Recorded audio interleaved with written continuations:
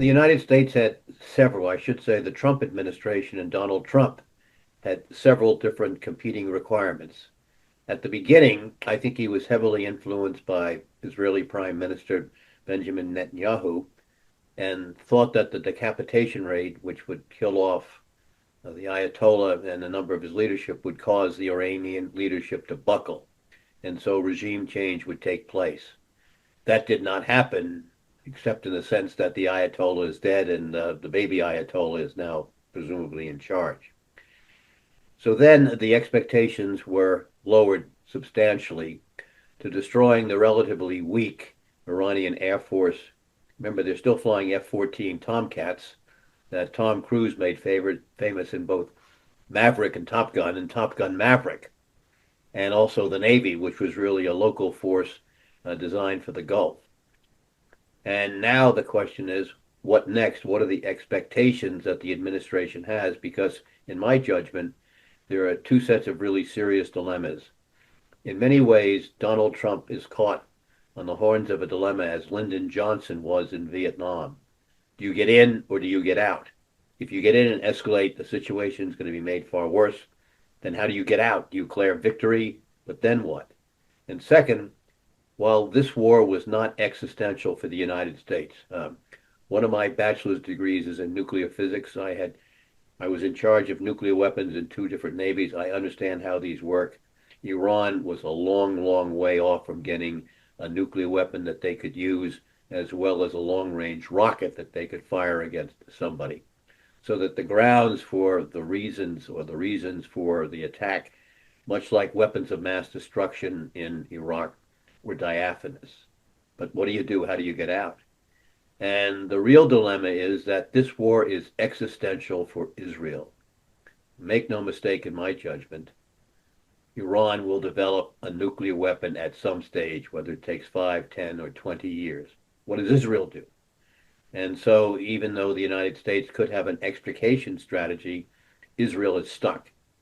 And so this has the seeds for a very, very long-term strategic issue, in my judgment, which is probably never going to get better for the short term. We'll see. The ceasefire, in my judgment, is very tenuous. Part of the ceasefire negotiation from the Iranian side is that Israel needs to cease and desist what it's doing in Lebanon. It's still attacking Hezbollah in Lebanon, even though it's going to have negotiations with the Lebanese government, which is very, very weak. And so there are all sorts of ambiguities and uncertainties that arose from the discussion. So it's hard to tell where the negotiations are. My guess is that the ceasefire is extremely fragile, and at some stage it's probably not going to last. And frankly, I don't see how negotiations are going to turn out positively, simply because the differences between Iran and the United States and Israel are so great. And remember, the United States and Israel started this war. Iran did not. And so that's a further complication. I think it shows great uncertainty is that the text that Donald Trump released was that of somebody who was not thinking rationally, using horrible language, saying he's going to destroy the civilization. I mean, that leads to all sorts of questions raised by our friends, allies, and others as to whether or not Donald Trump has a firm grasp of what's happening.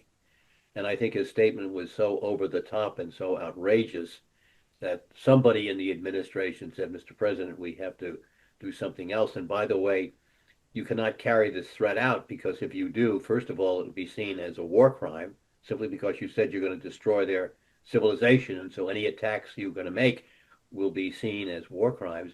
And second, Iran has a vote.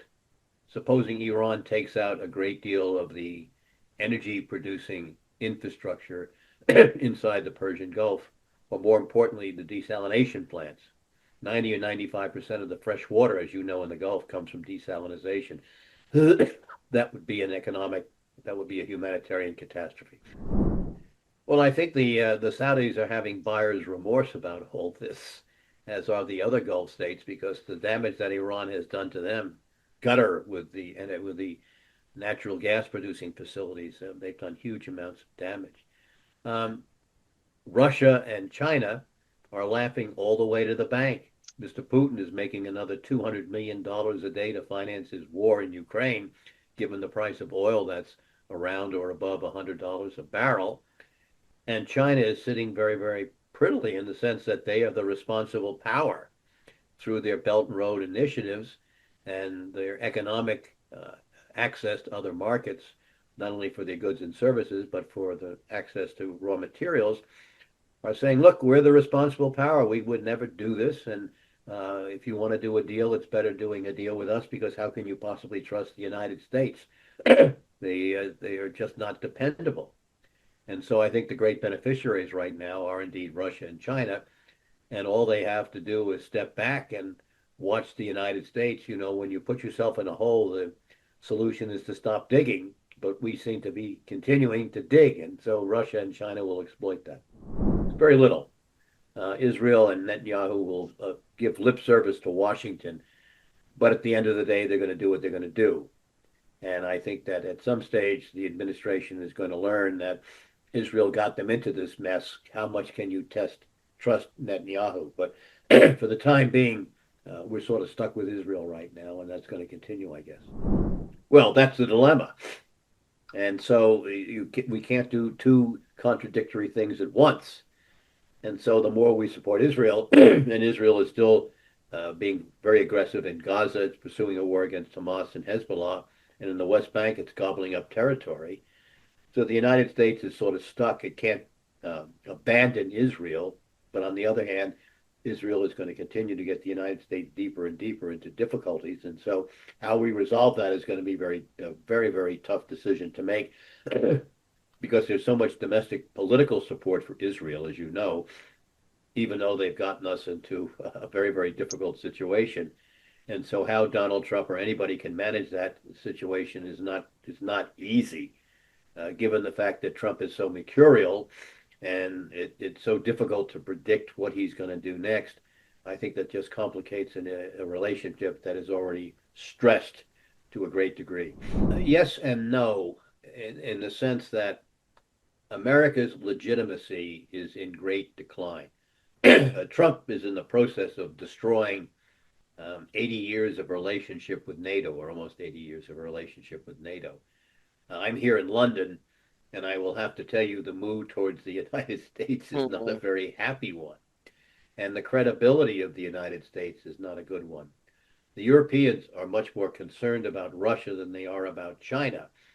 And given what Donald Trump has said about Greenland and Canada becoming the 51st state,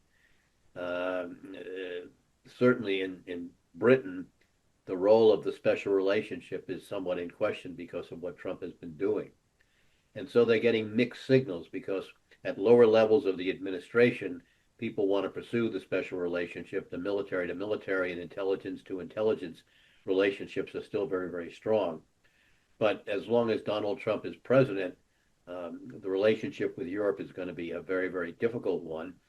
And as long as Donald Trump keeps on saying nasty things about NATO, that's a paper tiger, it's not paying its fair share, the alliance is in great difficulty. And I think the next president could fix this in a heartbeat. But the next president is not going to be president until January of 29. We don't know who that's going to be.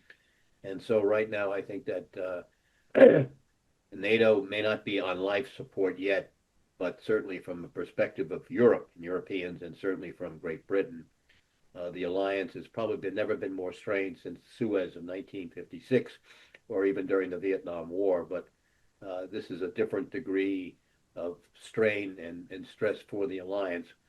And I hope it survives because, for my judgment, our priorities, our interests lie in Europe, not so much in the Pacific. But that flows against this administration's policy. And administration's going back to Barack Obama when he famously announced the pivot to Asia, which I think was a strategic mistake of the first order. But there we are.